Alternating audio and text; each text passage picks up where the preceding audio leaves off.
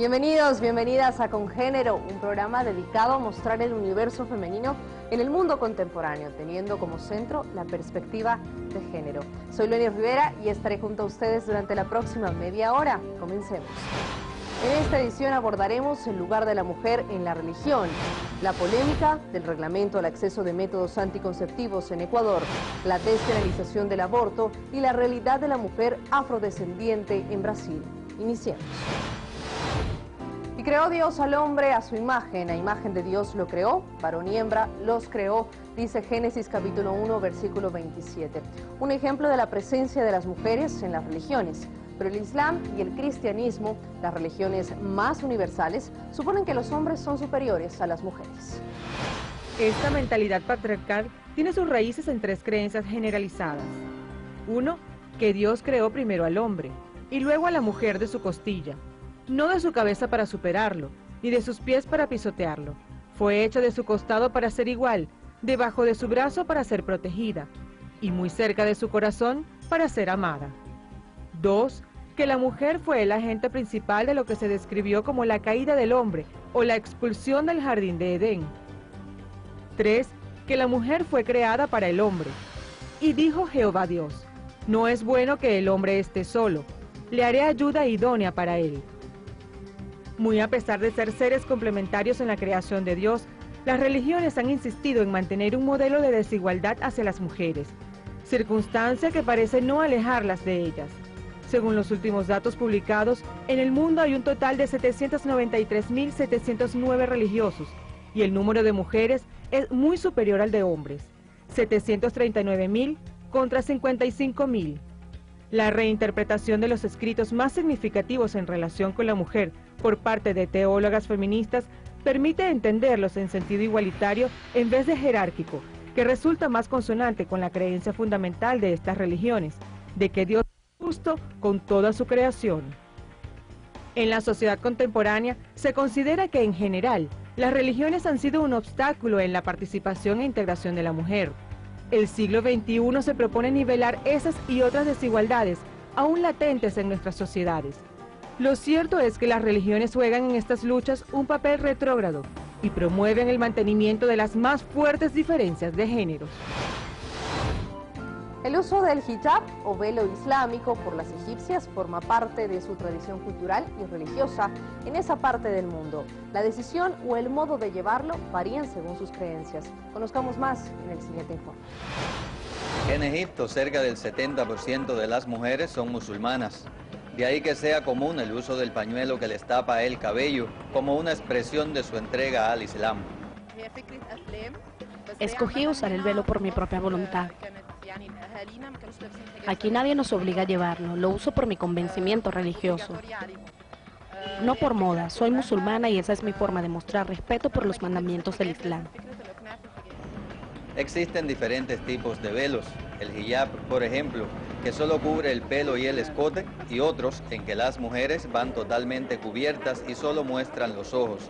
Ese se llama niqab. La idea de usar distintos tipos de velo está en dependencia de la interpretación de lo que dice el Corán. Es una decisión de esas mujeres y también hay que respetarla. Para mí, usar el velo representa un acercamiento a Dios y a la defensa de una identidad que en algunos países occidentales se desvaloriza por la islamofobia. Las telas que cubren el pelo de las mujeres musulmanas no están exentas del buen gusto. Los colores y las formas del velo los escogemos en combinación con el vestir. Antes eran largos y amplios. La familia y la tradición a veces suelen imponer hábitos y conductas. Hay chicas que llevan hijab y no lo respetan. Muchas son obligadas por familia y eso no está bien. No lo usan por convencimiento y por tanto podrían irrespetar el Islam en cualquier momento. El uso del velo no se encuentra legislado o restringido. Constituye un elemento de protección y defensa. Sus portadoras aseguran que en la mayoría de los casos no encarnan sumisión o discriminación, sino un elemento cultural y religioso. En El Cairo, Egipto, Pablo Osoria, Telesur. Y desde Egipto, para conocer más, nos acompaña Abir, presidenta de la Cátedra Latinoamericana de la Universidad de El Cairo. Bienvenida a nuestro programa Con Género, gracias por su tiempo para Telesur. Quiero comenzar preguntándole, la condición de la mujer y la lucha para la afirmación de los propios derechos se encuentra su elemento común al afrontar la tradición que frecuentemente se acompaña de una interpretación equivocada de la religión. ¿Cómo asume la mujer esta lucha en el Medio Oriente? Hablando de la mujer egipcia en la actualidad, pues la revolución mostró unas partes muy positivas a la mujer y otras algo negativas. Por ejemplo, la parte positiva ha sido el levantamiento de la mujer, la participación política, la actividad y hacer saltar este monstruo que estaba dentro de cada una de nosotras, no solamente para pedir beneficios para nosotras como mujeres, sino más bien para el bien de este país, para el bien de los pobres, para el bien de la gente necesitada. Pero por otra parte había algo negativo.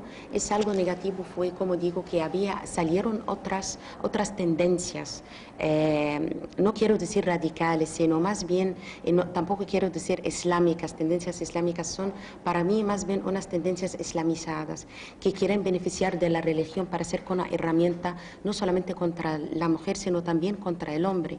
Por eso nosotros tenemos un desafío contra un pensamiento radical que no tiene que ver con la religión, sino tiene que ver con una visión machista del hombre y una visión que está trabajando para el poder y no para el bien del pueblo.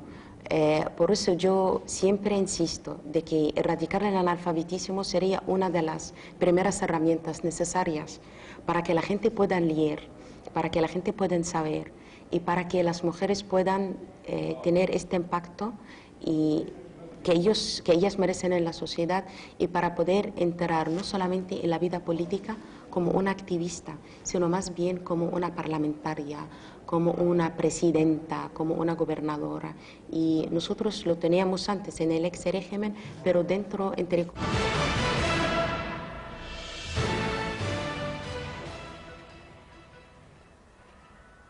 Imágenes en vivo, en directo desde el Aeropuerto Internacional de Maiquetía en Venezuela. Continúan llegando los presidentes, vicepresidentes y delegaciones diplomáticas. El primer mandatario del Uruguay, José Mujica, acompañado por el presidente boliviano Evo Morales, provenientes de Lima, Perú, donde se llevó a cabo esta cumbre de la UNASUR en respaldo a la voluntad popular del pueblo venezolano.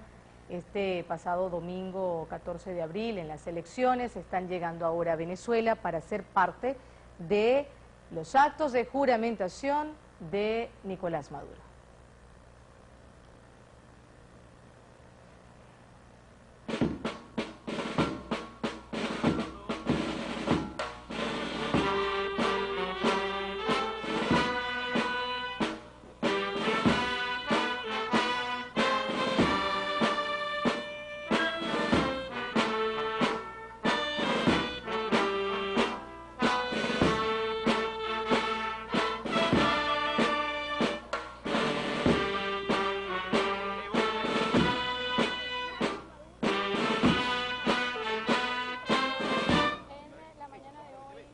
De inmediato vamos a conversar con el presidente. Con los honores correspondientes a su alta investidura, ambos mandatarios, José Mujica del Uruguay, quien va a ofrecer declaraciones. Arriba, Venezuela. Estamos para darle un abrazo a los amigos, a los compatriotas venezolanos y desearle la mayor suerte posible y recordar que la prosperidad es hija del trabajo, que nadie nos va a regalar el paraíso y que por lo tanto lo tenemos que ganar, pero eso significa paz y trabajo y compromiso. Muchas gracias y un abrazo al pueblo venezolano. Bien, escuchan declaraciones del presidente de Uruguay, Luis Pepe. José Pepe Mujica. Ahora escuchemos al presidente Evo Morales. Presidente, coméntenos sus impresiones acerca de esta juramentación que se llevará a cabo el día de hoy del presidente Nicolás Maduro. Bueno, primero saludar al pueblo venezolano pueblo democrático. La participación casi del 80% en las últimas elecciones demuestra que acá se decide en las urnas el futuro de nuestra querida Venezuela. Todo nuestro respaldo al triunfo del hermano Maduro, que venimos ahora a acompañar en la posesión, como ayer en la noche en Lima o esta madrugada, todo apoyo, todo reconocimiento a las instituciones de Venezuela, y por eso cantidad de presidentes venimos a acompañar la posición del hermano Maduro, deseando mucho éxito y felicidades a todo el pueblo venezolano. A partir de ahora, las relaciones entre Bolivia y Venezuela se estrecharán aún más, se afianzarán. Como siempre, tenemos una misma historia desde hace 200 años atrás. Bolivia es la hija predilecta de Simón Bolívar. Siempre ha habido relaciones. Con seguridad ahora se profundizará un trabajo conjunto para el bien de nuestros pueblos, de dos países como también de América Latina y del Caribe. Muchas gracias. Escuchaban declaraciones del presidente. Ya en suelo venezolano, el presidente boliviano Evo Morales, su par uruguayo José Pepe Mujica, preparándose para este acto de juramentación que se va a llevar a cabo el día de hoy en la Asamblea Nacional de Venezuela. Posterior a ello también se tiene previsto participen del desfile cívico-militar que se va a llevar a cabo también hoy en suelo caraqueño. Despedimos este avance, quédense con nosotros.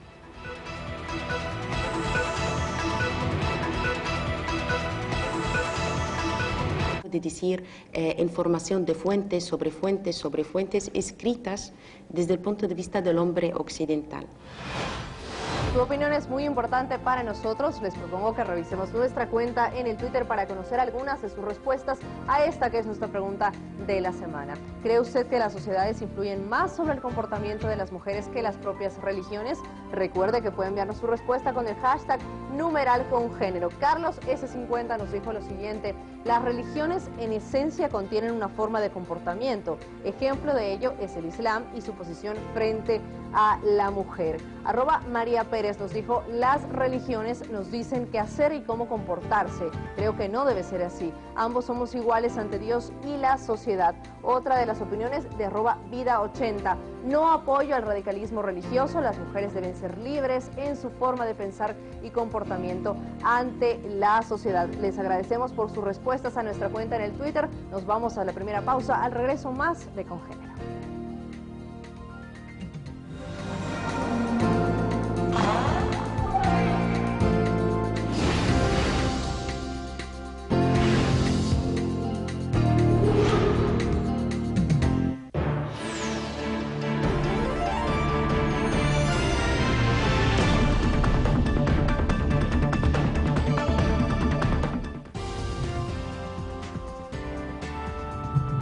Les presentamos diversos escenarios y puntos de vista sobre lo que nos pasa, para que usted saque sus propias conclusiones. Somos la ventana de nuestros pueblos. Telesur, nuestro norte es el sur.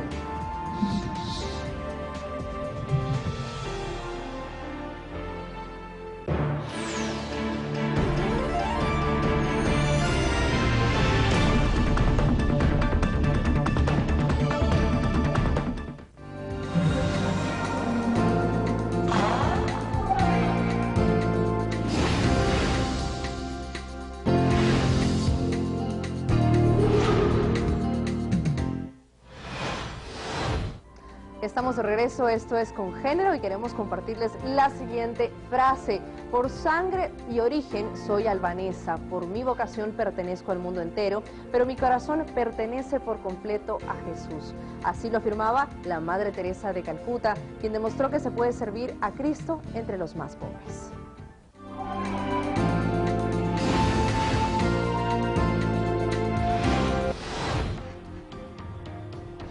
Agnes Gonza Bohaciu no tenía más de 12 años cuando sintió el deseo de entregarse por completo a la religión. Tuvo una infancia feliz en Macedonia y al cumplir 18 años se mudó a Irlanda para ingresar al Instituto de la Bienaventurada Virgen María y posteriormente fue trasladada a Calcuta, en India. En 1937 hace votos y se convierte, como ella misma decía, en la esposa de Jesús para toda la eternidad y toma el nombre de Madre Teresa. Aunque desde el convento asistía a los necesitados, a sus 36 años, mientras viajaba en tren, recibió un llamado a renunciar a todo, a seguir a Cristo en los suburbios para servirle entre los más pobres. Es así como las autoridades eclesiásticas le permitieron abandonar el convento y fundar una nueva congregación, las Misioneras de la Caridad.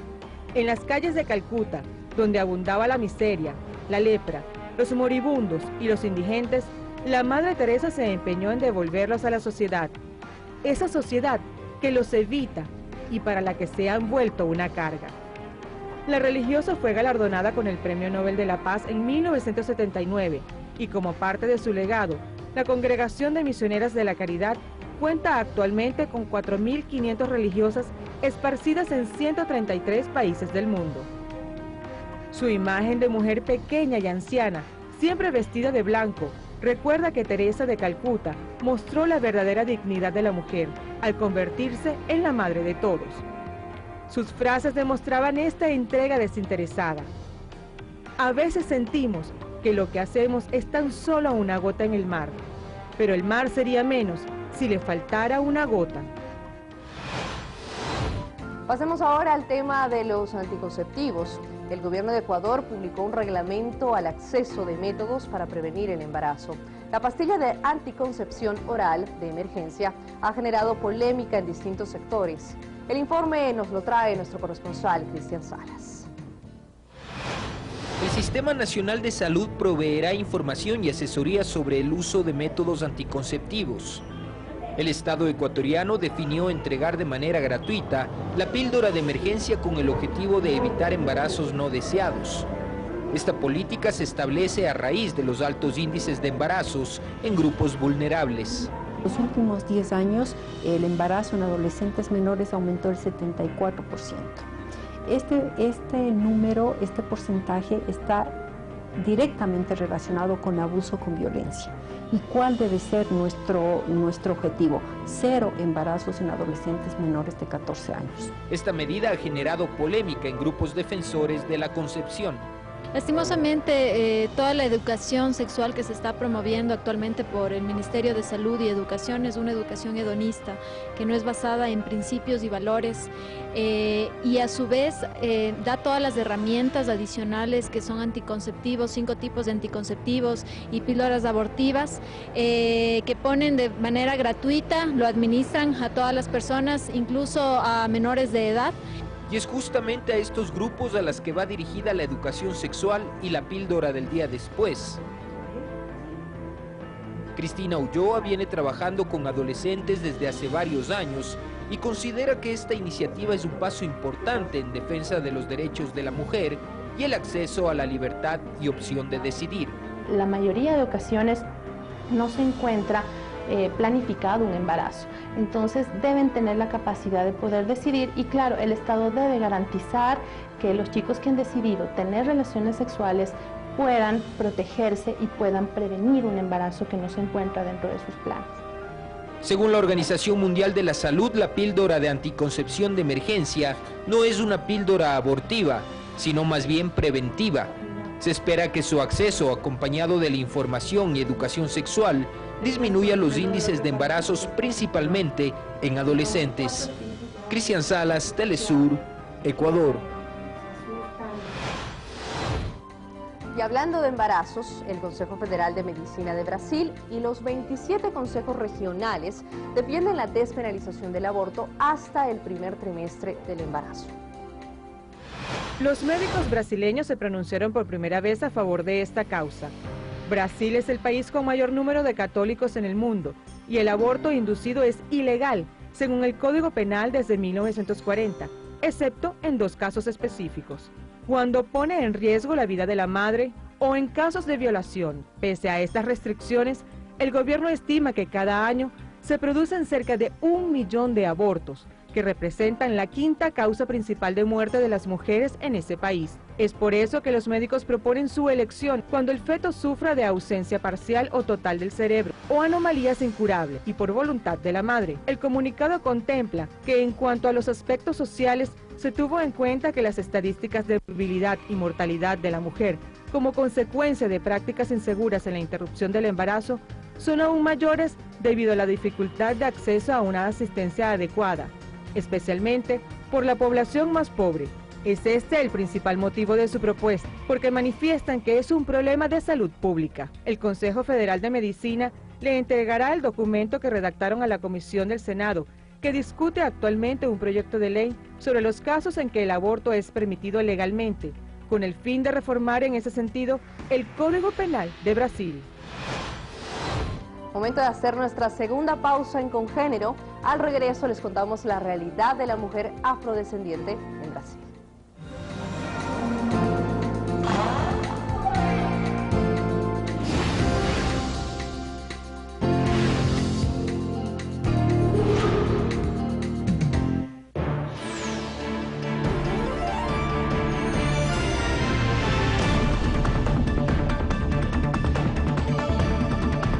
Porque Chávez es la inyección que dio para que los países centroamericanos agarraran esa inyección y desarrollaran a los países en ayuda. Bolívar también volvió a liberar a su pueblo.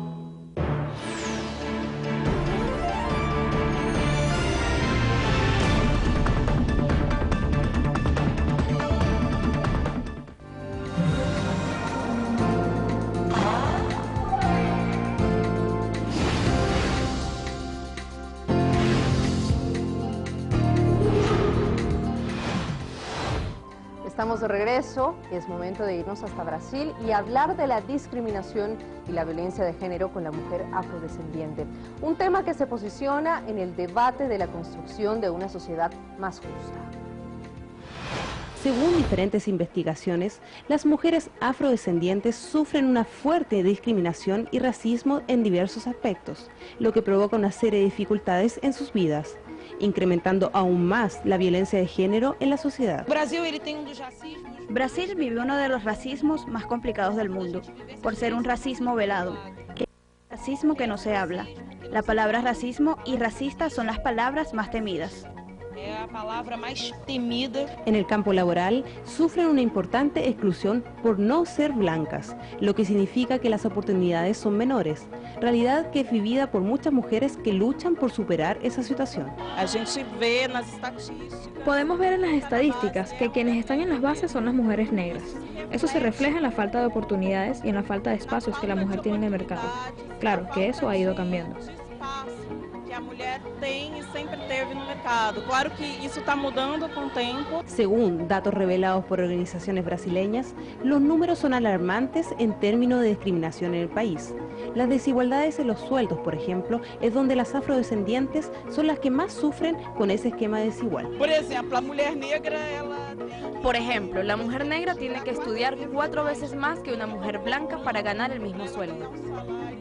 Por ejemplo, una mujer negra con magíster, solo teniendo doctorado, va a ganar lo mismo que una mujer blanca con magíster. La violencia y discriminación contra las mujeres afrodescendientes seguirá siendo parte fundamental de los debates de la sociedad brasileña, esto con el fin de romper con un esquema de desigualdades históricas que las afectan. Para Telesur, desde Río de Janeiro, Tiare Valenzuela. Y precisamente para hablarnos sobre este hecho establecemos contacto con Clatia Regina. Ella es miembro del Movimiento Negro de Brasil. Bienvenida a nuestro programa Congénero. Gracias por ofrecernos un tiempo para Telesur. Voy a comenzar preguntándole cuáles cree usted que son las razones por las cuales las mujeres afrodescendientes son discriminadas en Brasil. Então, a discriminação das mulheres afrodescendentes. La discriminación de las mujeres afrodescendientes, negras o pretas, en Brasil es una cuestión histórica. Ella viene desde África, lo que ha llevado a colocar a las mujeres negras en esta situación de subpoblación. La historia ha mostrado en algunas entrelíneas que en toda la historia de la mujer negra, ella siempre ha estado en una posición de sumisión. Ella siempre está en una posición de desventaja, de inferioridad. Entonces, lo importante es que en la historia de Brasil, las mujeres fueron discriminadas desde que vinieron de África.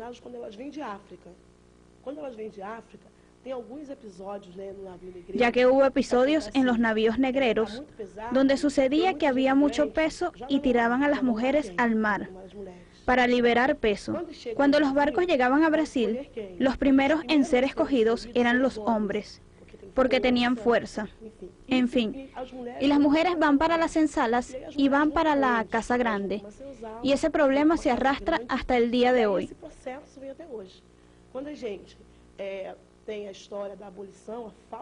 Después con el falso proceso de abolición, porque yo siempre digo que el verdadero proceso de esclavitud comienza con la abolición, porque ellas quedaron libres sin saber para dónde ir, sin saber qué hacer. Así que da continuidad al racismo y avanza hasta el día de hoy.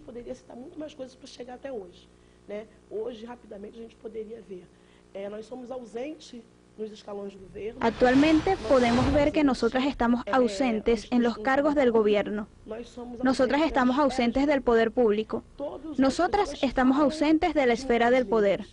Todos hablan de la mujer negra, pero la mujer negra poco habla de ella. Entonces, esa es la continuidad del racismo que Brasil dice que no tiene, pero sí tiene.